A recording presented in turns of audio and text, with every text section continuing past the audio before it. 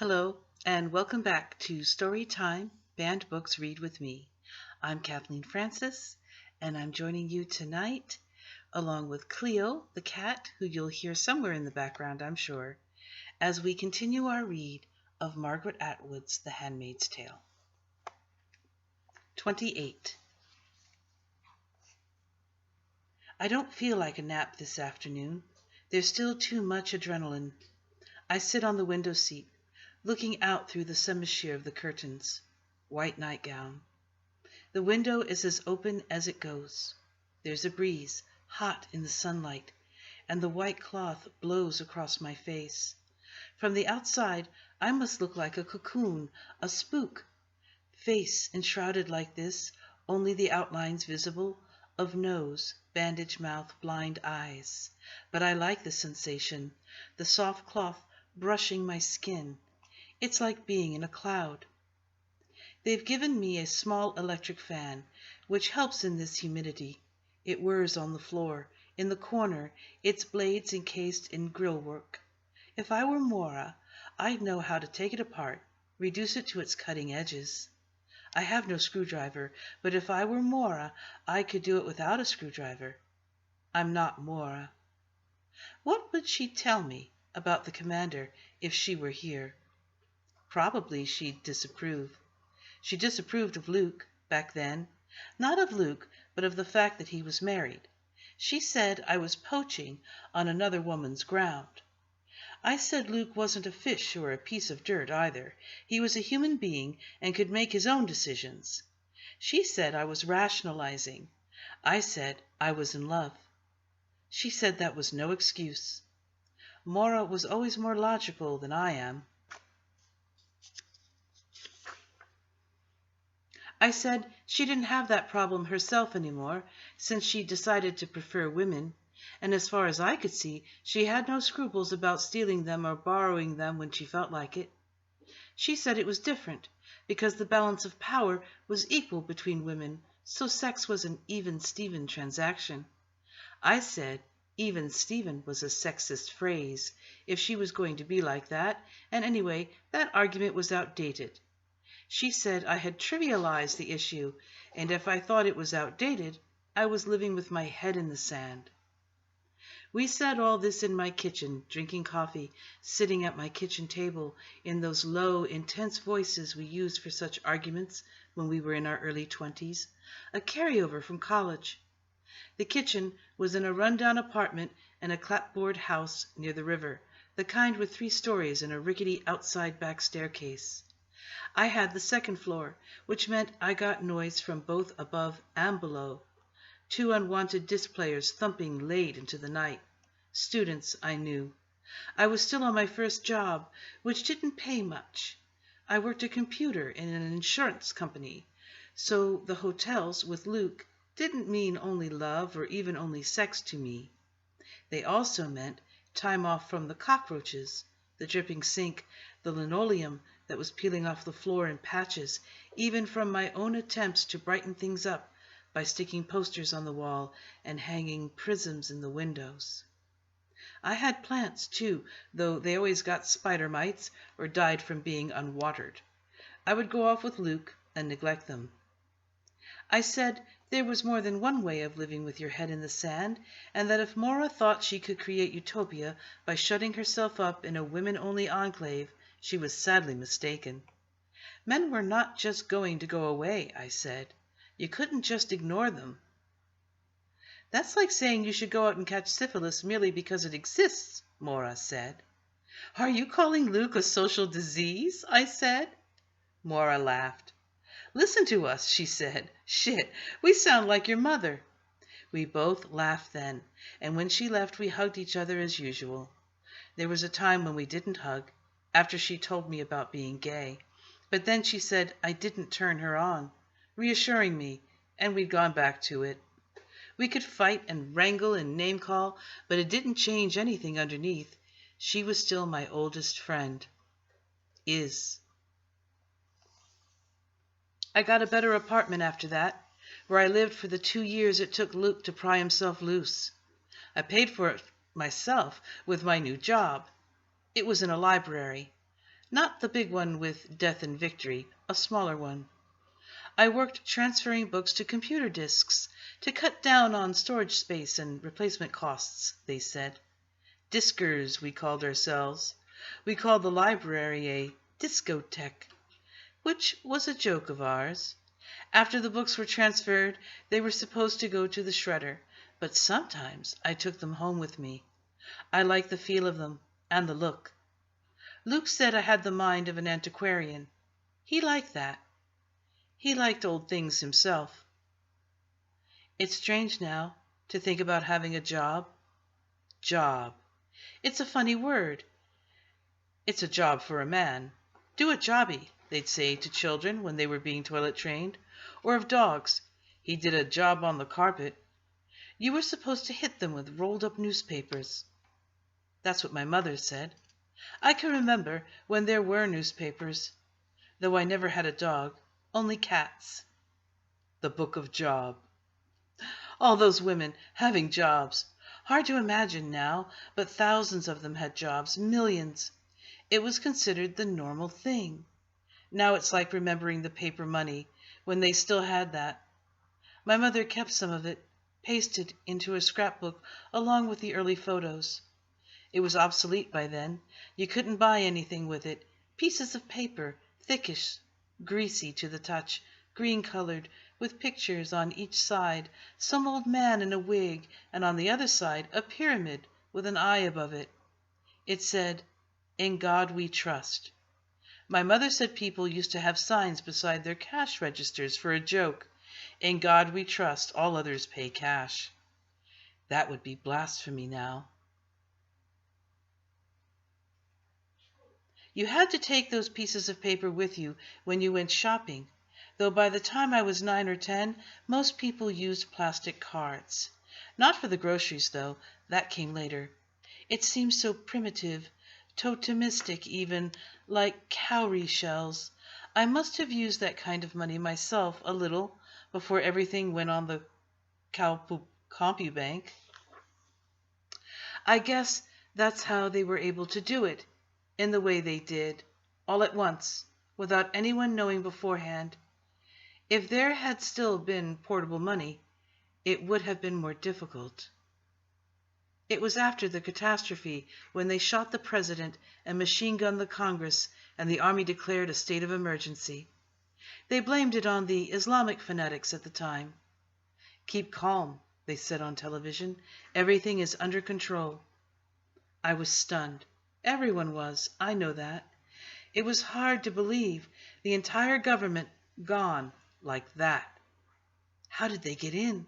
How did it happen? That was when they suspended the Constitution. They said it would be temporary. There wasn't even any rioting in the streets. People stayed home at night, watching television, looking for some direction. There wasn't even an enemy you could put your finger on. "Look out," said Maura to me over the phone. "Here it comes." "Here comes what?" I said. "You wait," she said. "They've been building up to this. It's you and me up against the wall, baby." She was quoting an expression of my mother's, but she wasn't intending to be funny. Things continued in that state of suspended animation for weeks, although some things did happen.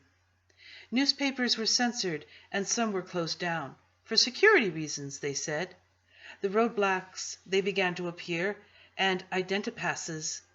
Everyone approved of that, since it was obvious you couldn't be too careful. They said that new elections would be held, but that it would take some time to prepare for them. The thing to do, they said, was to continue on as usual. The pornomarts were shut, though, and there were no longer any Feels on Wheels vans and Bundle Dougie's bundles circling the square. But I wasn't sad to see them go. We all knew what a nuisance they'd been. "It's high time somebody did something," said the woman behind the counter at the store where I usually bought my cigarettes. It was on the corner, a newsstand chain, papers, candy, cigarettes. The woman was older, with gray hair, my mother's generation. "Did they just close them, or what?" I asked. She shrugged. Who knows? Who cares? She said. Maybe they just moved them off somewhere else. Trying to get rid of it altogether is like trying to stamp out mice, you know? She punched my compu number into the till, barely looking at it. I was a regular by then. People were complaining, she said. The next morning, on my way to the library for the day, I stopped by the same store for another pack because I'd run out. I was smoking more those days. It was the tension. You could feel it, like a subterranean hum, although things seemed so quiet. I was drinking more coffee, too, and having trouble sleeping. Everyone was a little jumpy. There was a lot more music on the radio than usual, and fewer words. It was after we'd been married. For years, it seemed. She was 3 or 4, in daycare.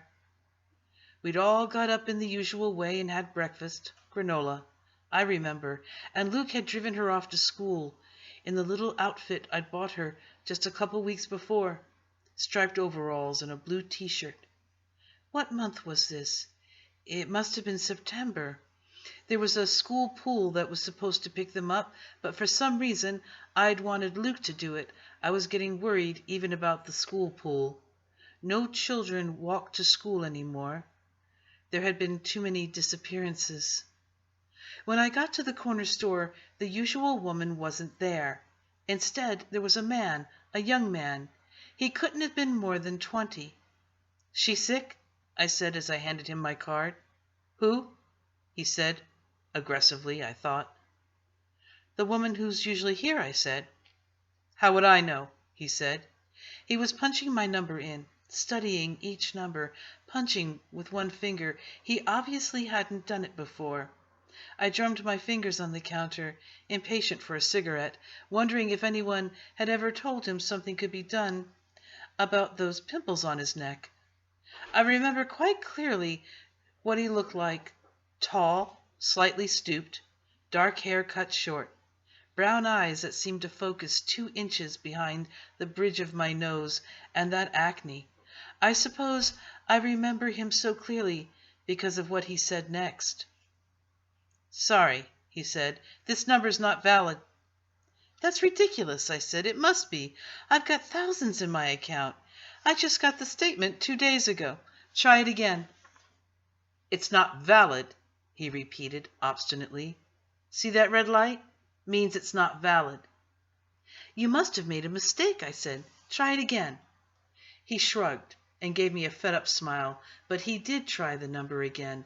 This time I watched his fingers on each number and checked the numbers that came up in the window. It was my number, all right. But there was the red light again. See, he said again, still with that smile, as if he knew some private joke he wasn't going to tell me. I'll phone them from the office, I said. The system had fouled up before, but a few phone calls usually straightened it out. Still, I was angry, as if I'd been unjustly accused of something I didn't even know about, as if I'd made the mistake myself. You do that, he said indifferently. I left the cigarettes on the counter. Since I hadn't paid for them, I figured I could borrow some at work. I did phone from the office, but all I got was a recording. The lines were overloaded, the recording said. Could I please phone back? The lines stayed overloaded all morning, as far as I could tell. I phoned back several times, but no luck. Even that wasn't too unusual. About 2 o'clock after lunch, the director came in to the disking room. I have something to tell you, he said. He looked terrible. His hair was untidy. His eyes were pink and wobbling, as though he'd been drinking. We all looked up, turned off our machines. There must have been 8 or 10 of us in the room. I'm sorry, he said, but it's the law. I really am sorry. For what? Somebody said. I have to let you go, he said. It's the law. I have to. I have to let you all go. He said this almost gently, as if we were wild animals, frogs he'd caught in a jar, as if he were being humane. We're being fired? I said. I stood up. But why? Not fired, he said. Let go. You can't work here any more. It's the law. He ran his hands through his hair, and I thought, he's gone crazy. The strain has been too much for him, and he's blown his wiring.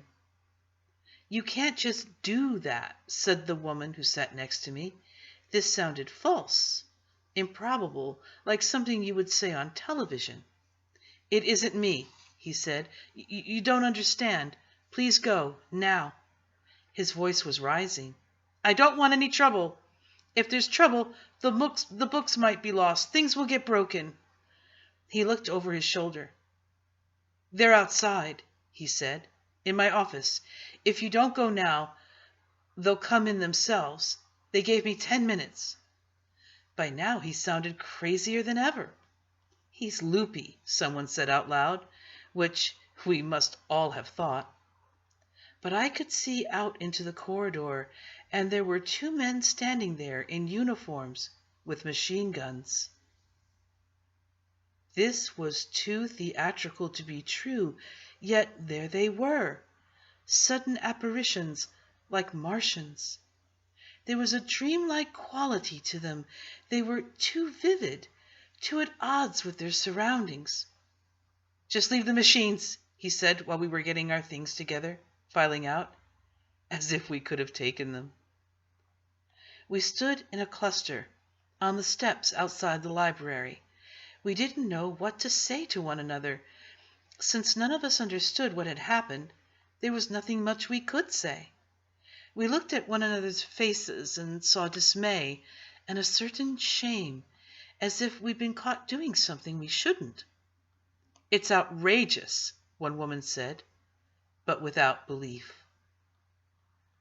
What was it about this that made us feel we deserved it? When I got back to the house, nobody was there. Luke was still at work. My daughter was at school. I felt tired, bone tired, but when I sat down, I got up again. I couldn't seem to sit still. I wandered through the house from room to room. I remember touching things, not even that consciously, just placing my fingers on them, things like the toaster, the sugar bowl, the ashtray in the living room.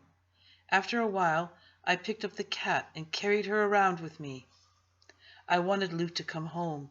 I thought I should do something, take steps, but I didn't know what steps I could take. I tried phoning the bank again, but I only got the same recording. I poured myself a glass of milk. I told myself I was too jittery for another coffee, and went into the living room and sat down on the sofa and put the glass of milk on the coffee table, carefully, without drinking any of it. I held the cat up against my chest so I could feel her purring against my throat. After a while, I phoned my mother at her apartment, but there was no answer. She'd settled down more by then. She'd stopped moving every few years. She lived across the river in Boston. I waited a while and phoned Maura. She wasn't there either. But when I tried half an hour later, she was. In between these phone calls, I just sat on the sofa. What I thought about was my daughter's school lunches. I thought maybe I'd been giving her too many peanut butter sandwiches. I've been fired, I told Maura when I got her on the phone. She said she would come over. By that time, she was working for a women's collective, the publishing division. They put out books on birth control and rape and things like that, even though there wasn't as much demand for those things as there used to be. I'll come over, she said. She must have been able to tell from my voice that this was what I wanted. She got there after some time. So, she said. She threw off her jacket, sprawled into the oversized chair. Tell me. First we'll have a drink. She got up and went to the kitchen and poured us a couple of scotches, and came back and sat down, and I tried to tell her what had happened to me. When I'd finished, she said, Tried getting anything on your CompuCard today? Yes, I said. I told her about that too. They've frozen them, she said. Mine too. The collectives too. Any account with an F on it instead of an M.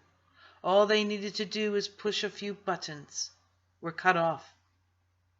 But I've got over $2,000 in the bank, I said, as if my own account was the only one that mattered. Women can't hold property anymore, she said. It's a new law. Turned on the TV today? No, I said. It's on there, she said, all over the place. She was not stunned, the way I was. In some strange way, she was gleeful, as if this was what she'd been expecting for some time, and now she'd been proven right. She even looked more energetic, more determined. Luke can use your CompuCount for you, she said. They'll transfer your number to him, or that's what they say. Husband or male next of kin. But what about you? I said. She didn't have anyone. I'll go underground, she said. Some of the gays can take over our numbers and buy us things we need. But why? I said. Why did they? Ours is not to reason why, said Mora. They had to do it that way. The CompuCounts and the jobs, both at once. Can you picture the airports otherwise? They don't want us going anywhere. You can bet on that. I went to pick up my daughter up from school. I drove with exaggerated care. By the time Luke got home, I was sitting at the kitchen table. She was drawing with felt pens at her own little table in the corner, where her paintings were taped up next to the refrigerator. Luke knelt beside me and put his arms around me. I heard, he said, on the car radio, driving home. Don't worry, I'm sure it's temporary. Did they say why? I said. He didn't answer that.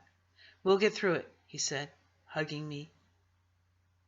You don't know what it's like, I said. I feel as if somebody cut off my feet. I wasn't crying, although I couldn't put my arms around him. It's only a job, he said, trying to soothe me. I guess you'll get all my money, I said. And I'm not even dead. I was trying for a joke, but it came out sounding macabre. Hush, he said. He was still kneeling on the floor. You know I'll always take care of you. I thought, already he's starting to patronize me. Then I thought, already you're starting to get paranoid.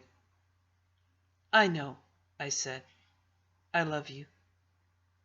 Later, after she was in bed and we were having supper, and I wasn't feeling so shaky, I told him about the afternoon. I described the director coming in, blurting out his announcement.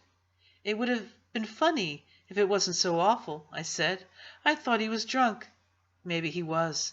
The army was there and everything. Then I remembered something I'd seen and hadn't noticed at the time. It wasn't the army. It was some other army. There were marches, of course, a lot of women and some men, but they were smaller than you might have thought. I guess people were scared. And when it was known that the police or the army or whoever they were would open fire almost as soon as any of the marches even started, the marches stopped. A few things were blown up, post offices, subway stations, but you couldn't even be sure who was doing it. It could have been the army to justify the computer searches and the other ones, the door-to-doors. I didn't go on any of the marches. Luke said it would be futile, and I had to think about them, my family, him and her. I did think about my family. I started doing more housework, more baking. I tried not to cry at mealtimes. By this time, I'd started to cry, without warning, and to sit beside the bedroom window, staring out. I didn't know how many of the neighbors, but when we met outside on the street, we were careful to exchange nothing more than the ordinary greetings. Nobody wanted to be reported for disloyalty. Remembering this, I also remember my mother, years before. I must have been 14, 15, that age when daughters are most embarrassed by their mothers. I remember her coming back to one of our many apartments with a group of other women, part of her ever-changing circle of friends. They'd been in a march that day. It was during the time of the porn riots. Or was it the abortion riots? They were close together. There were a lot of bombings then, clinics, video stores. It was hard to keep track. My mother had a bruise on her face and a little blood. You can't stick your hand through a glass window without getting cut, is what she'd said about it.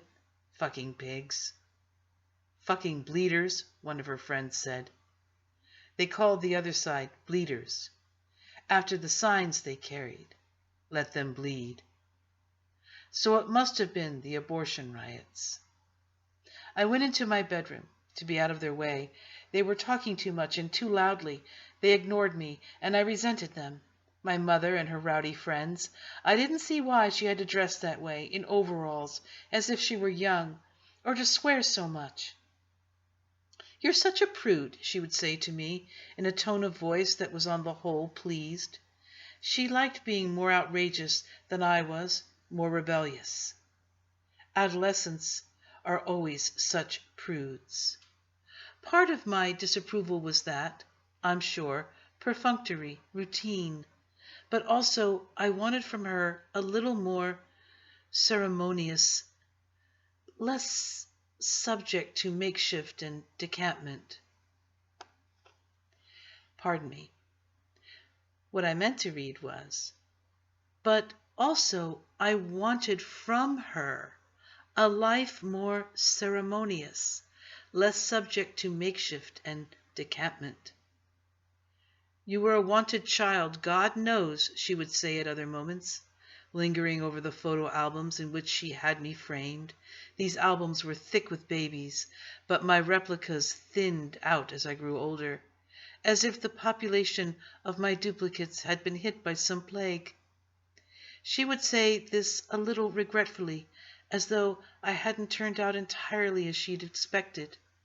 No mother is ever completely a child's idea of what a mother should be, and I suppose it works the other way round as well.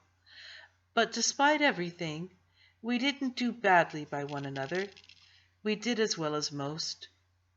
I wish she were here, so I could tell her I finally know this. Someone has come out of the house. I hear the distant closing of a door. Around the side, footsteps on the walk. It's Nick. I can see him now. He stepped off the path onto the lawn to breathe in the humid air which stinks of flowers, of pulpy growth, of pollen thrown into the wind in handfuls, like oyster spawn into the sea. All this prodigal breeding.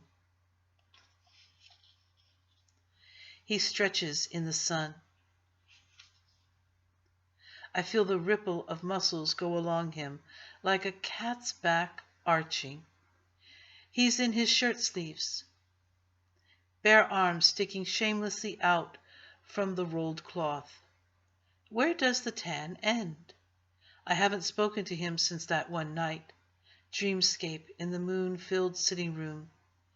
He's only my flag, my semaphore. Body language. Right now, his cap's on sideways. Therefore, I am sent for. What does he get for it, his role as page boy? How does he feel, pimping in this ambiguous way for the commander? Does it fill him with disgust, or make him want more of me? Want me more? Because he has no idea what really goes on in there, among the books. Acts of perversion, for all he knows. The commander and me covering each other with ink, licking it off, or making love on stacks of forbidden newsprint. Well, he wouldn't be far off at that. But depend on it, there's something in it for him. Everyone's on the take, one way or another. Extra cigarettes, extra freedoms, not allowed to the general run. Anyway, what can he prove? It's his word against the commander's, unless he wants to head a posse. Kick in the door. And what did I tell you? Caught in the act, sinfully scrabbling. Quick, eat those words.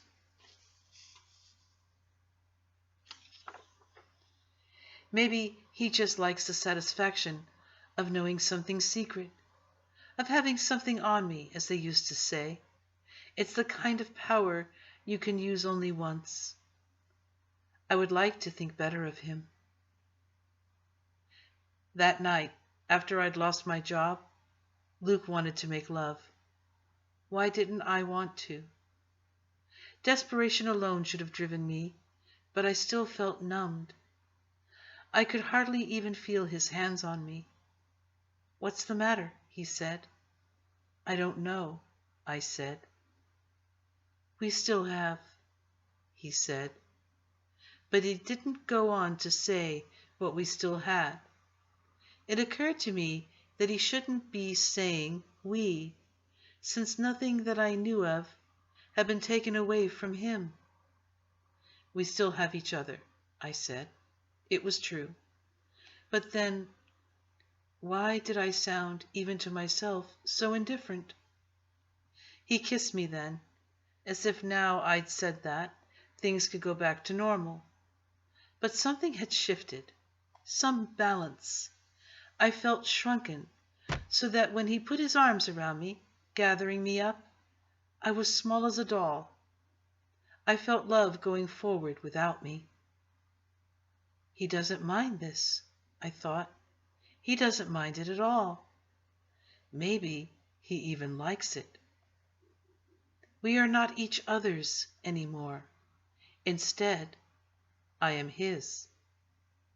Unworthy, unjust, untrue. But that is what happened. So, Luke, what I want to ask you now, what I need to know is, was I right? Because we never talked about it. By the time I could have done that, I was afraid to. I couldn't afford to lose you.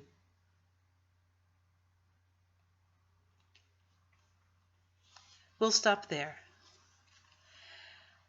for a little break and talk about, well, when you're reading, even if you've read ahead, sometimes your pronunciations just aren't right.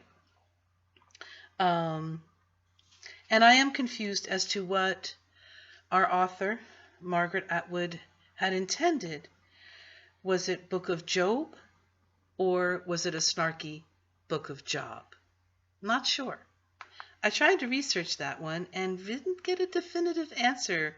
Really, no leads. So I chose the snarky route. Comments welcome. Help me out. Is it either or either? Neither or neither? That's like y'all and use. Anyway. English. So, and all its inspirations, German, English, French, all of it. So, this is fun, and it's great to be back. And as you can see, I've been really busy. There's a tree. No thanks to me. I did very little, but it's a family event, so everyone helps. So,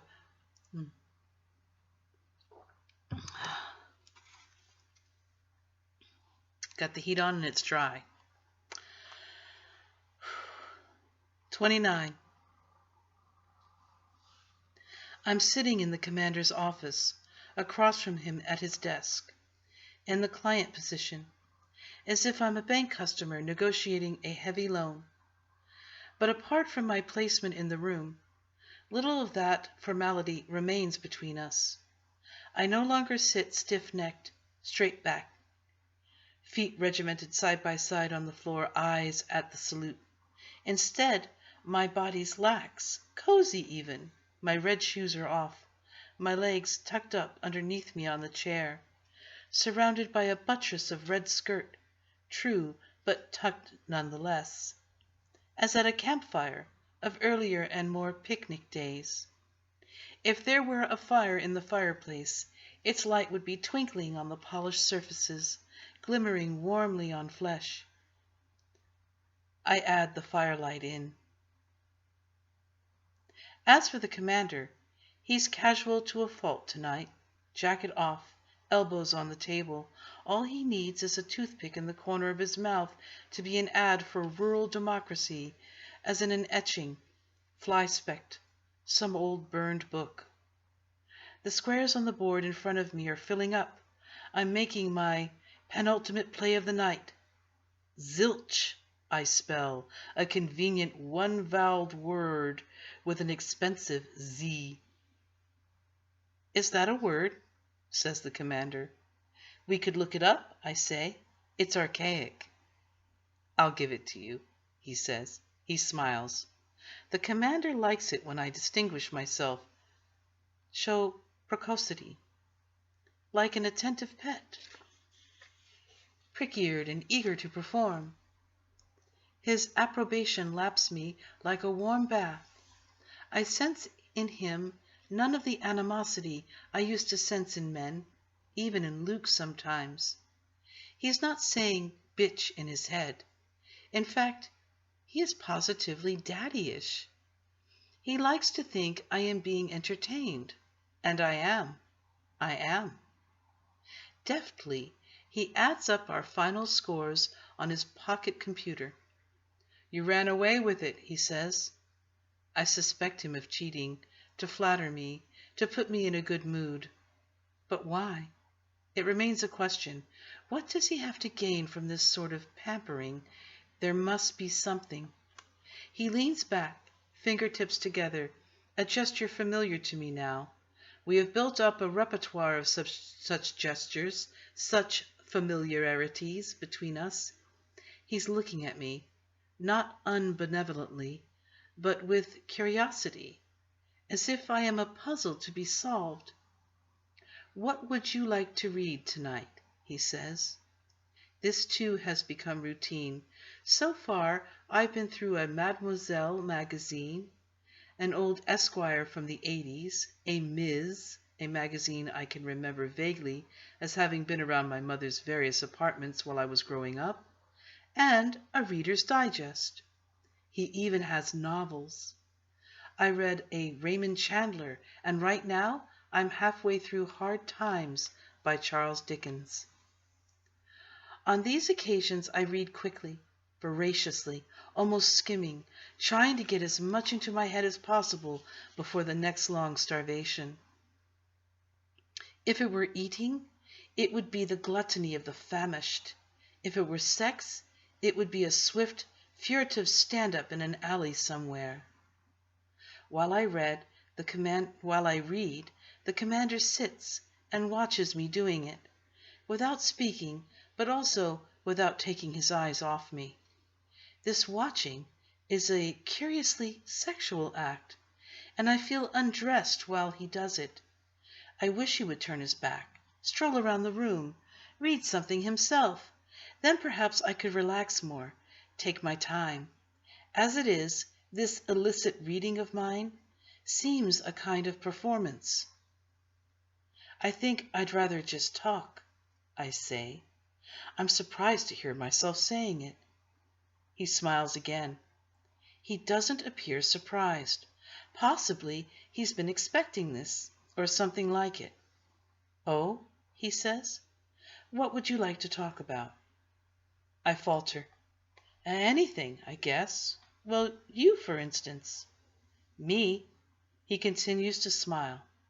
Oh, there's not much to say about me. I'm just an ordinary kind of guy. The falsity of this, and even the falsity of the diction, guy, pulls me up short. Ordinary guys do not become commanders. You must be good at something, I say. I know I'm prompting him, playing up to him, drawing him out, and I dislike myself for it. It's nauseating, in fact. But we are fencing. Either he talks or I will. I know it. I can feel speech backing up inside me. It's so long since I've really talked with anyone. The terse, whispered exchange with Offlin, out on our walk today, hardly counts. But it was a tease, a preliminary. Having felt the release or the relief of even that much speaking, I want more. And if I talk to him, I'll say something wrong, give something away. I can feel it coming, a betrayal of myself. I don't want him to know too much. Oh, I was in market research to begin with, he says diffidently. After that, I sort of branched out. It strikes me that, although I know he's a commander, I don't know what he's a commander of. What does he control? What is his field, as they used to say? They don't have specific titles. Oh, I say, trying to sound as if I understand. You might say I'm a sort of scientist, he says, within limits, of course. After that, he doesn't say anything for a while, and neither do I. We are outwaiting each other. I'm the one to break first. Well, maybe you could tell me something I've been wondering about. He shows interest. What might that be? I'm heading into danger, but I can't stop myself. It's a phrase I remember from somewhere. Best not to say where. I think it's in Latin, and I thought maybe... I know he has a Latin dictionary. He has dictionaries of several kinds on the top shelf to the left of the fireplace. Tell me, he says, distant but more alert, or am I imagining it? Nolete de bastades corborundorum, I say. What? He says. I haven't pronounced it properly. I don't know how. I could spell it, I say. Write it down. He hesitates at this novel idea. Possibly he doesn't remember I can. I've never held a pen or pencil in this room, not even to add up the scores. Women can't add, he once said jokingly. When I asked him what he meant, he said, for them, 1 and 1 and 1 and 1 don't make 4. What do they make? I said, expecting 5 or 3.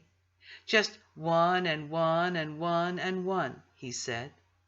But now he says, all right, and thrusts his roller-tip pen across the desk at me almost defiantly, as if taking a dare.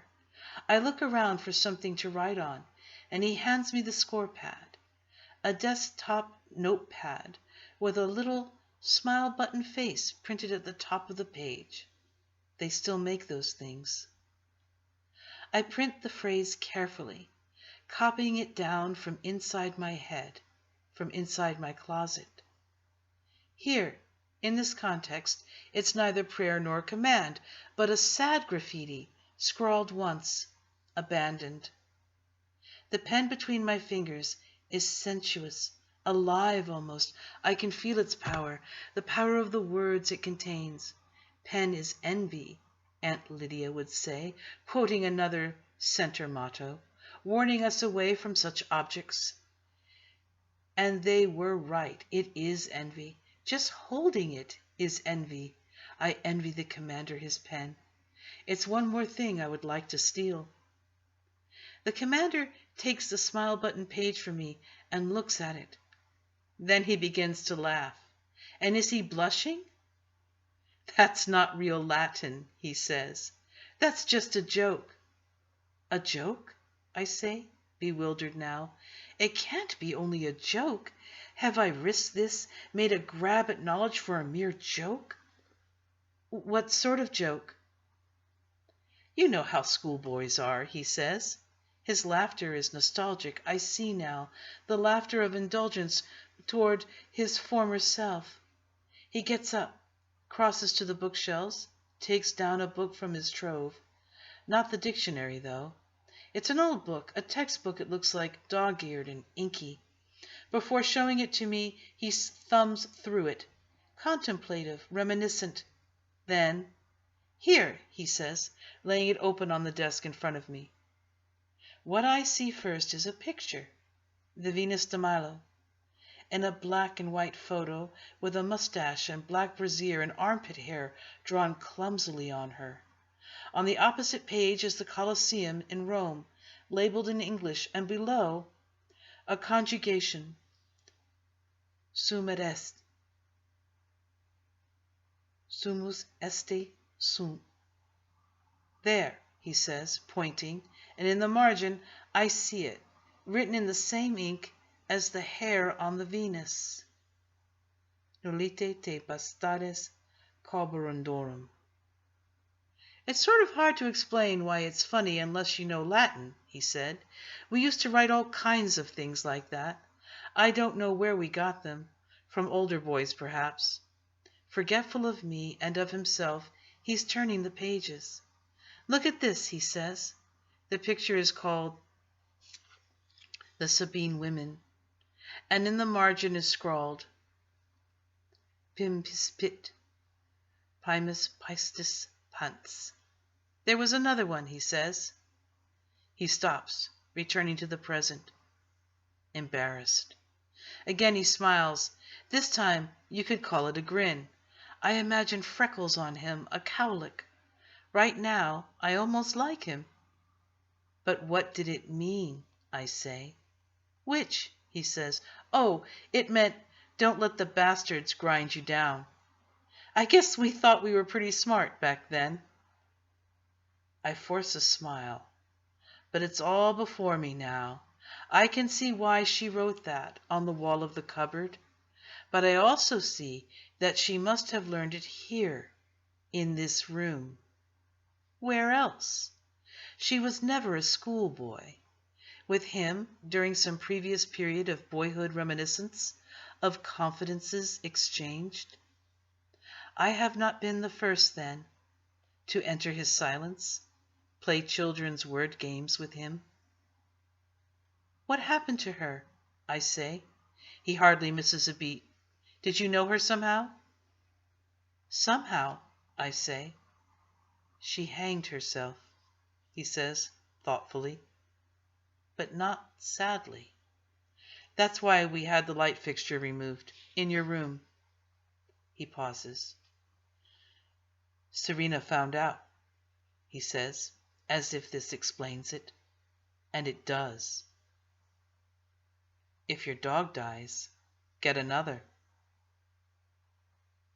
What with? I say. He doesn't want to give me any ideas. Does it matter? He says. Torn bedsheet, I figure. I've considered the possibilities. I suppose it was Cora who found her, I say. That's why she screamed. Yes, he says, poor girl. He means Cora. Maybe I shouldn't come here any more, I say. I thought you were enjoying it, he says lightly, watching me, however, with intent bright eyes. If I didn't know better, I would think it was fear. I wish you would. You want my life to be bearable to me, I say. It comes out not as a question, but as a flat statement, flat and without dimension. If my life is bearable, maybe what they're doing is all right after all. Yes, he says, I do. I would prefer it.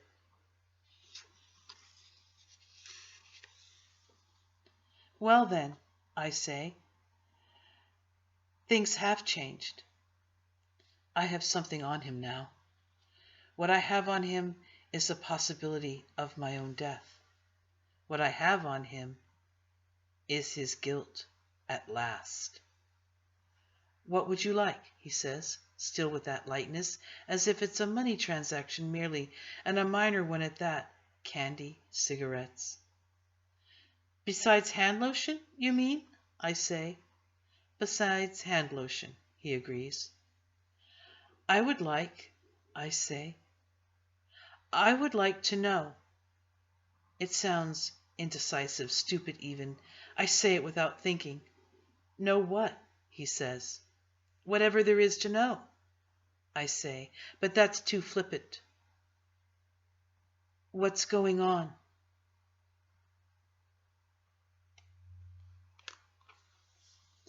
We'll stop there. Thank you very much for joining me. Happy holidays.